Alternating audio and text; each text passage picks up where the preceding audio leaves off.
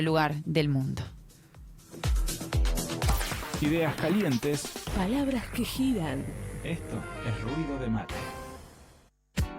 1962 es el título del libro, es un homenaje al río Paraná y a la vida de los que crecieron con la balsa y cómo cambió la realidad de estos habitantes y de este lugar la construcción del túnel subfluvial. Está junto a nosotros a través del aire de Radio Costa Paraná y la recibimos a Marta Ayes desde Miami. Hola Marta, buen día, soy Andrea.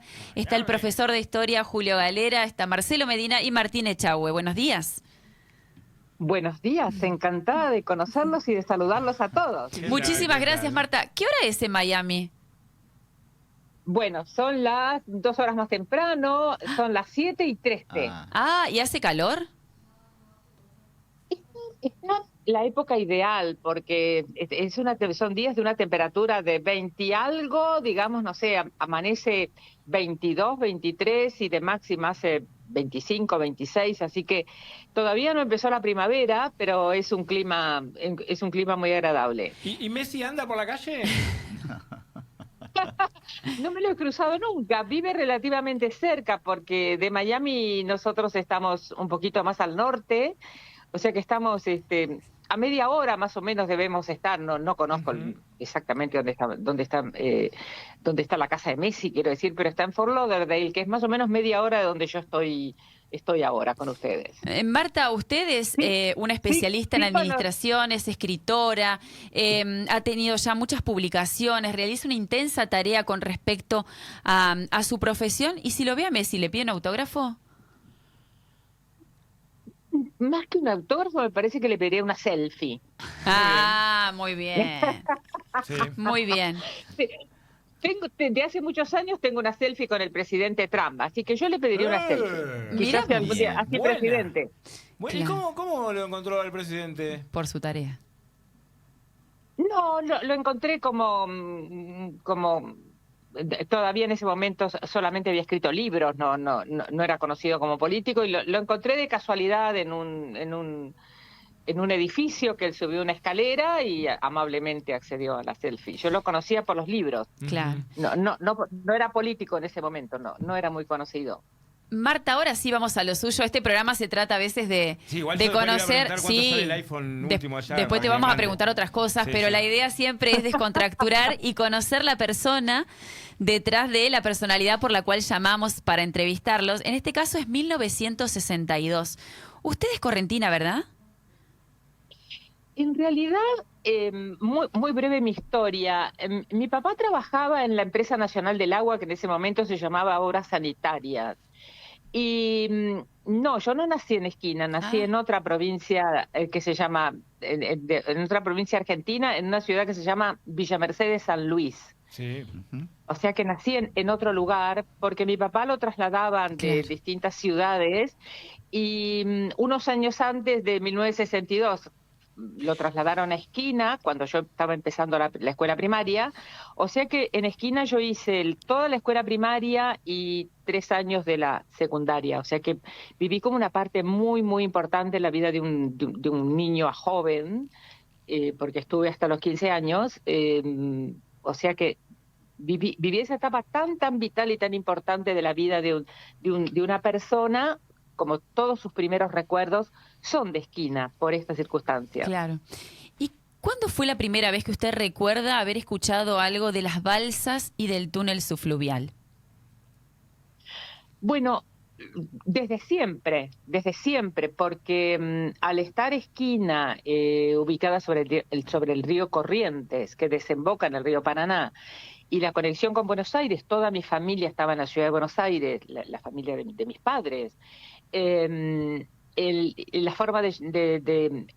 forma de viajar de Esquina a Buenos Aires era a través del barco. Había un barco que se llamaba el barco de la Carrera, que pasaba 2 veces por semana por Esquina, haciendo el trayecto Asunción del Paraguay, Buenos Aires, ida y vuelta.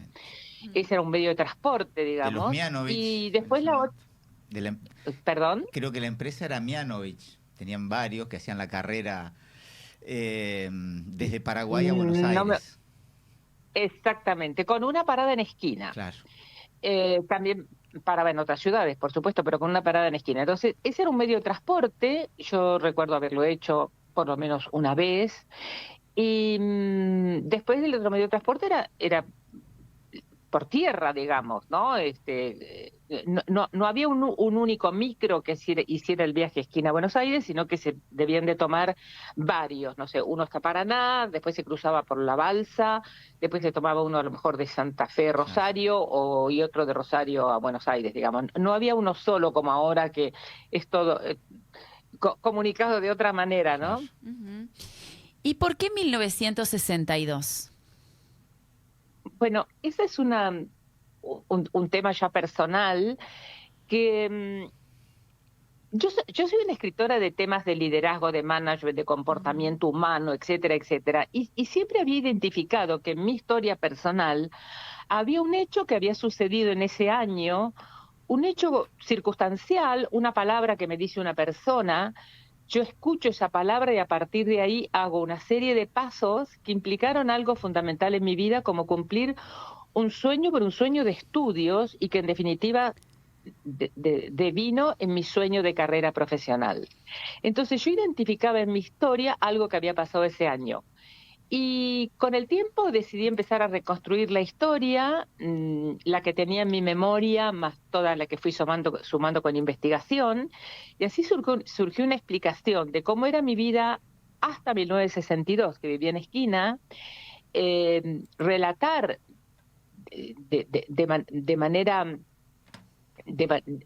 de manera cierta, pero a su vez de manera que pueda resultar interesante en otros, esas circunstancias personales, para de alguna manera dejar un mensaje que uno puede encontrar la oportunidad, aquella oportunidad que va a cambiar su destino positivamente, en mi caso absolutamente positivamente, en un hecho muy pequeño, que quizás alguien que hace un comentario, uno en ese comentario ve esa situación importante y ejecuta y la lleva a cabo, ¿no? Insignificante y a la vez trascendente para vos. Exactamente, algo que parece pequeño, una persona que le dice, bueno, pero ¿por qué no hace tal cosa o por qué no habla con tal otra? Y uno en ese contacto que va a ver a esa otra persona, aparece esa oportunidad de redireccionar, por ejemplo, una carrera. En Se este ilumina, caso, se ilumina el camino, digamos. O sea, mirá, no me había dado cuenta. Vais por acá. Exactamente. Como, como una luz que ilumina un camino, pero uno tiene que verla. Uh-huh. Y usted la vio. Sí, yo la vi. Estaba lo suficientemente despierta como para verla. Es tan interesante hablar con Marta porque hoy es el túnel y las balsas los que nos llevan a 1962. Claro, es la excusa, pero la historia de ella también está buena. Te da ganas de preguntarle un montón de cosas. Vamos a volver al túnel, pero después vamos a volver a vos, Marta, hasta que vos nos digas basta, porque seguramente tendrás mucho para hacer en tu día hábil, hoy día jueves. Quería preguntarte, con respecto al túnel y a las balsas, ¿con qué se va a encontrar la gente cuando abra 1962? ¿Por qué hay tantas historias? Aquí en la ciudad de Paraná, sobre todo, mucha gente era tomada para trabajar dentro de las empresas que ejecutaban el túnel porque sabían nadar, por ejemplo. Entonces, mucha gente de los barrios de Puerto Sánchez y de Bajada Grande, siendo muy jóvenes, terminaban siendo incorporados para hacer algunas tareas de buceo, para asistencia de los ingenieros y los especialistas que venían de otros lugares del mundo. ¿Qué tiene 1962 que sume a nuestra historia? Bueno, creo que va a tener un enfoque bastante diferente y creo que le puede resultar muy interesante, sobre todo a las personas, bueno, muy jóvenes iba a decir, y a las no tan jóvenes también. No sé, todos nosotros hoy vivimos con un teléfono en la mano, ¿no? Un teléfono del cual, a través de las redes sociales o a través de las aplicaciones, etcétera, se entera inmediatamente de lo que pasa en cualquier lugar. Bueno, en aquellos años de la balsa, en una ciudad como Esquina, pero esto podría pasar también, no sé, en La Paz o en Goya, por decir ciudades al costado del río, los diarios, los periódicos, llegaban 2 veces por semana. O sea que llegaban cuando pasaba el barco. Por lo tanto, el primer recuerdo que yo tengo de mi casa desde muy pequeñita, era de que 2 veces por semana llegaban o 4 diarios o 3 diarios, es decir, completando los 7 de la semana. Entonces mis padres los ordenaban por fecha y leían desde el más antiguo al más nuevo, salvo que hubiese pasado algo muy notorio, digamos, ¿no? Entonces se cambiaba el orden. Entonces creo que eso es la primer noción importante que tiene el tema de la balsa y el tema del túnel. Porque de alguna manera la Mesopotamia en su conjunto estaba desconectada. Antes del 62, solamente en la Mesopotamia había un puente más al norte del lado del río Uruguay, a la altura de Uruguayana. Es decir, no estaban todavía el túnel subfluvial o los puentes de más al norte. Entonces ese aislamiento de la Mesopotamia, un aislamiento que no nos impedía a los jóvenes y a los chicos de aquel entonces, de todos modos, estar enterados de todos, ¿eh? No nos armemos una idea de que porque había ese delay, la información no llegaba, llegaba toda. Veíamos las películas, escuchábamos la radio y leíamos las noticias igual. Solo que era esa característica, no era inmediato, era 2 veces por semana que llegaban los diarios, los periódicos, las revistas. La información llegaba a través del barco y esa situación de no tener todavía el túnel subfluvial hiciera que, por ejemplo, la información llegara con estas características, ¿no? Me refiero a la información impresa, en este caso estoy hablando de los periódicos. Una cosa más, y salir de Goya, o salir de La Paz, o salir de Santa Elena, era casi una gran aventura que se publicaba para informarle al resto de los vecinos que uno se iba en los periódicos de los pueblos. La familia González parte rumbo a la ciudad de Buenos Aires, y vos te ibas, y el resto del pueblo se enteraba que te ibas porque en algunos casos era tan peligroso, inclusive el viaje, que podía no volver. Y lo publicaban en los periódicos, porque yo me recuerdo Patria Chica, un periódico de Santa Elena, haber encontrado ese tipo de avisos o de comunicaciones. Yo creo que todos esperaban volver, pero sí a lo mejor tardaban en volver, porque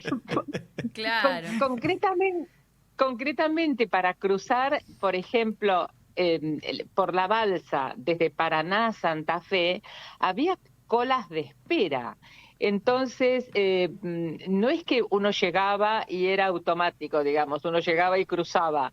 No, había una cola de espera porque bueno, salían cada hora, no recuerdo exactamente los detalles, pero a veces algo se rompía o algo se descomponía. Entonces estaba la larga fila de vehículos, la larga fila de micros que transportaban personas.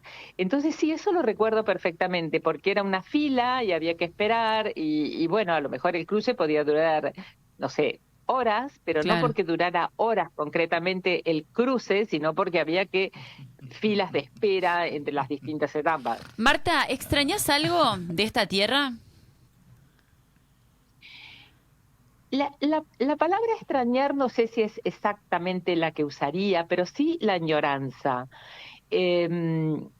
¿Por qué lo digo así? Porque no sé, ¿por qué a mí me gusta este clima donde yo estoy ahora? Porque en muchas cosas es el clima del norte argentino, es decir, esa sensación de que el aire tiene como una sensación distinta.